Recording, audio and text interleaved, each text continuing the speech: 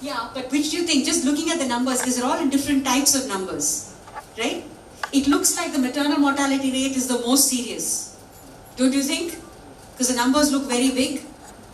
But if you convert them all to percentages, what happens? You see, it's the smoking is 25%, 1 in 4. This base is 10, so 3 in 10 means 33%.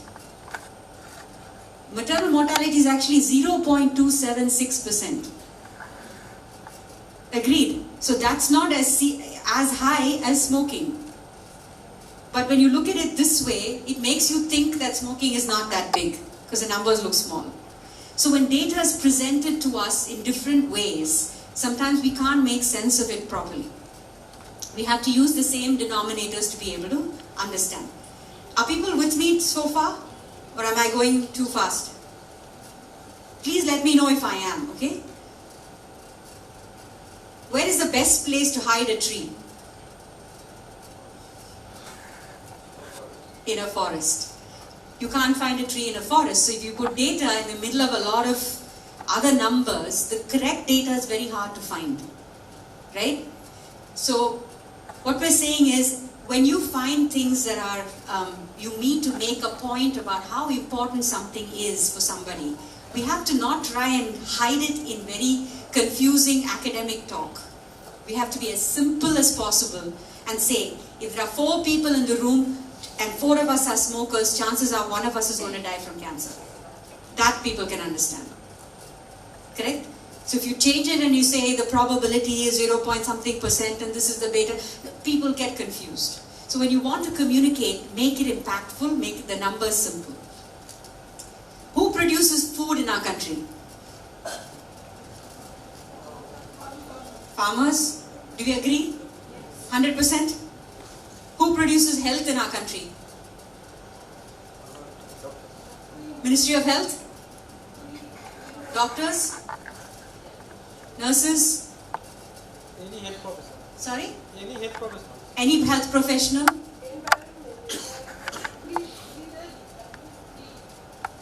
Sorry? Environment. Doctors and nurses produce health professionals. Or is it communities that produce health? Or are they families that produce health? Families, individuals and communities are the primary producers of health. They are the ones who are the most interested in the health of the people who live within that. Agreed? A doctor or a health professional, it's their job. Family, community, it's not their job, it's what they care about deeply. Right? Yes? Wouldn't it be a good idea to add the word behavior after communities? It's inculcated behavior that produces behavior. Right, it could be, I agree with that, but it could be more than behavior too. Right? So that's why it's a broader definition. So which is the biggest category of health providers in the world? The gentleman in the back said health providers. What is the biggest number in the world? What would you say? Nurses? Sorry, you say? Mothers. You're right. Mothers. This is the largest health force in the world. And we underutilize them tremendously. Similarly, with tobacco control, you saw the influence of the mother in the video, the film. Right? Whether it's a small baby or whether it's a large teenage boy, there's a tremendous influence that a parent or a community family member plays in the life of a person. Are you more likely to start using some new treatment somebody tells you because you read it in a newspaper or because your sister told you? Much more likely to believe your sister because you believe she cares deeply about your health. Correct? So if you look at this, I'm just going to show you a simple exercise. Number of providers, and this is an exercise from the US, so bear with me. There are 4,000 providers for every 100 births attended, 4,000 providers. Household, there are 4,000 mothers. Government, there are 4 providers. Okay? Per capita expenditure, In a household, they spend $25 at least on each delivery, whereas government spends $8. Time on duty. How much time does a family member spend? 24/7, right? 24 hours a day, 7 days a week. If someone is sick, they're taking care of them as much time as is needed. How much time do employees pay? 40 hours a week.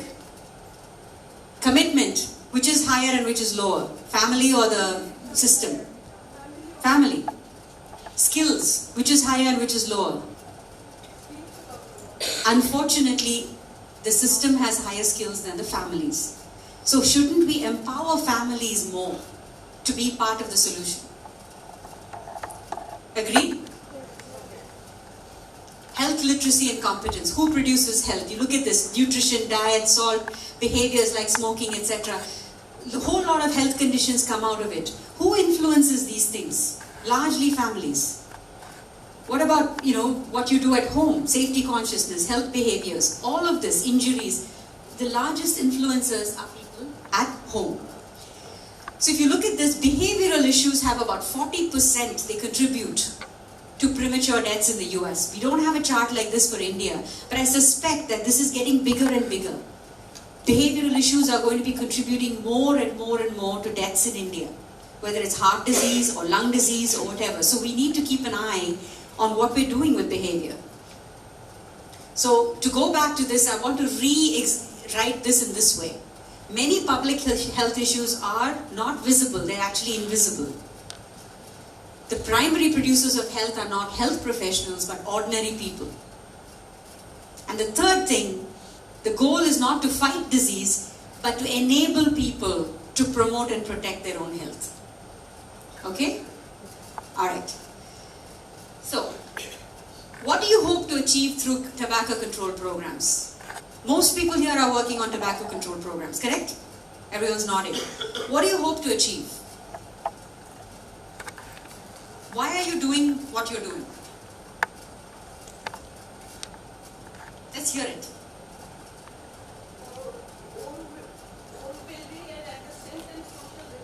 Social welfare, okay. Own well-being and family well-being, then social welfare. Okay. Why are we working on tobacco control? Who cares? Why don't people smoke? They like to smoke, let them smoke. Why let them chew tobacco? Why is it our problem? Huh? Family and friends. Family and friends, but what about it? Why does it affect them? I'm looking for one answer.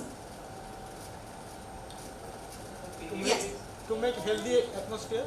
Environment, it will be affected, but what is the problem if the environment is affected?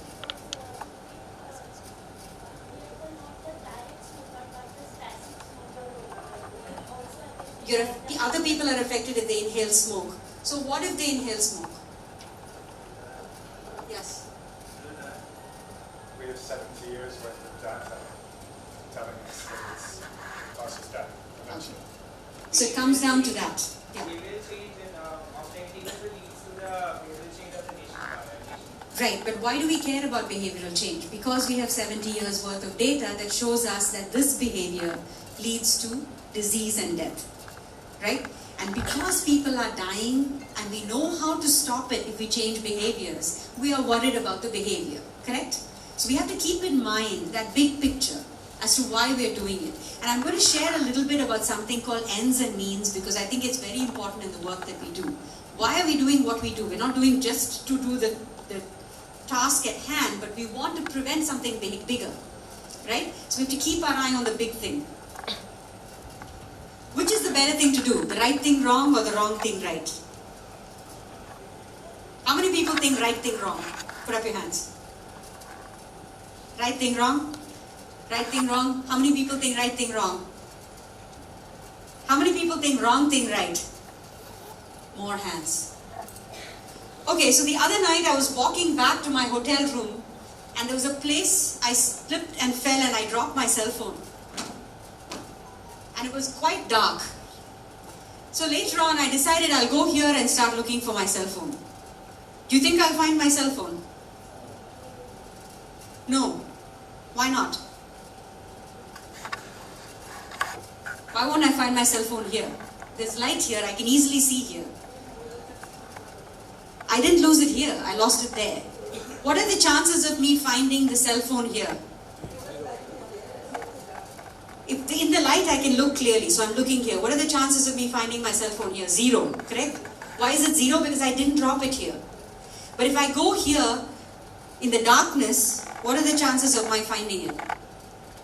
I may still not find it, but there is a chance I'll find it, correct? Because I dropped it here. So this is the right thing wrong. This is the wrong thing right. I'm looking in the light, that's the correct thing to do. I mean, I'm doing it right.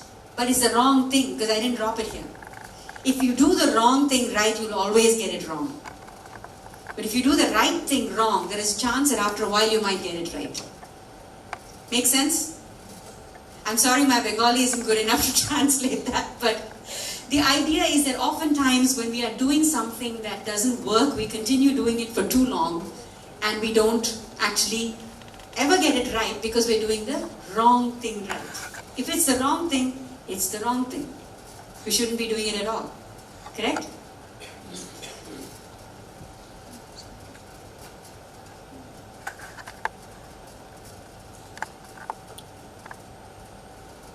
Do you board a plane and decide where to go?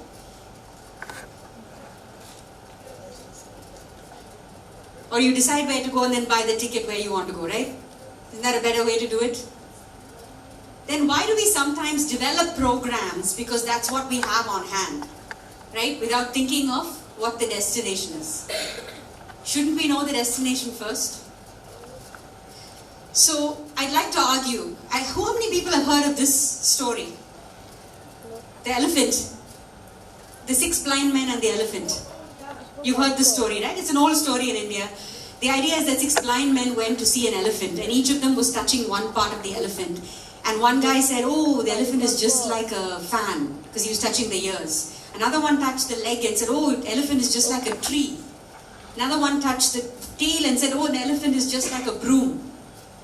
Who was correct? All of them. They were all right. Because that is all part of the elephant. Correct? What about the forest behind the elephant?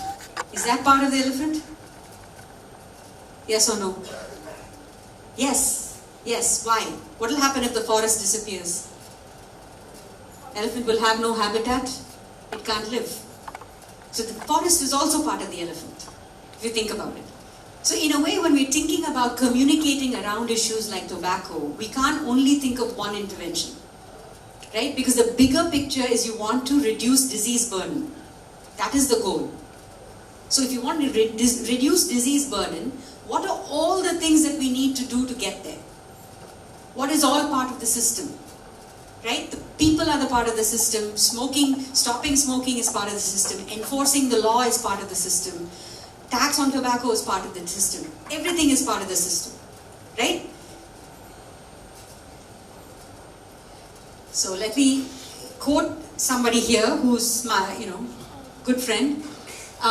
The problems that we face cannot be solved by the same level of thinking that created them. And what do we mean by this? That if we continue to do what we're doing now, we'll get just these results. If we want something better, we have to think about how we want to change how we do it. And when you're in the frontiers of science, sharpening the question is more important than finding the answers. Right? So we have to ask better questions. Why is it that we continue to do this but it's not working? Why is it that this particular approach seems to not reach this audience? We have to ask ourselves better questions, right? Instead of trying to immediately jump to the answer, we have to find better ways to ask questions. So far better is an approximate answer to the right question than a precise answer to the wrong question. So we're going to talk just a second about a shared vision. Okay, what we mean by that is there are lots of people here with different ideas, right? Some are NGOs, some are students, some are policy makers, some are funders, some are, there's so many different people here. And some are stakeholders, and there's many of us in this room who've lost someone to cancer. We deeply feel about it. And how do we all bring our interests together? There's a saying that says when a carpenter has a hammer in his hand, everything looks like a nail. You know what that means? That means that if you're a person who's a policy maker, everything looks like a policy problem. If you're a person who's an advertising agency, everything looks like a communication problem. So you come with a ready-made solution and think that that is the one that needs to be applied. Correct? So we want to look at it from a point of view as like collectively, what is it we want to do together? What is the big goal, the vision? We want less people in India to be dying of cancers related to tobacco. Is that a big vision? Reduction in the number of people. Ideally 0 people dying from cancers related to tobacco. If that is your vision, then what all has to be done in order to achieve that vision? And each person in this room may contribute to that vision in a different way. Right? Some people may be able to do community work. Some people may be able to work in a community radio station. Other people may be peer educators. Some people may make policies. Others may find funding. Right? So there's different pieces. So look at different ways you can contribute to that bigger goal, and not a personal vision, because that is what do I want to happen, but a shared vision that says what do we want to happen, what do we want to create, right? So you know Martin Luther King, right? Famous civil rights activist. So when he had this big vision, he said, I have a dream. You know this, I think many of you know this speech. It was an impassioned speech. It was very, very powerful. And he said, I have a dream. So we have a dream that one day India will have 0 deaths due to tobacco-related issues. That is our dream. He didn't say, I have a strategic plan. That would not have been as powerful. So we are focused on our strategic plans without thinking of the dream. But our strategic plans have to contribute to that dream. If they don't make sense.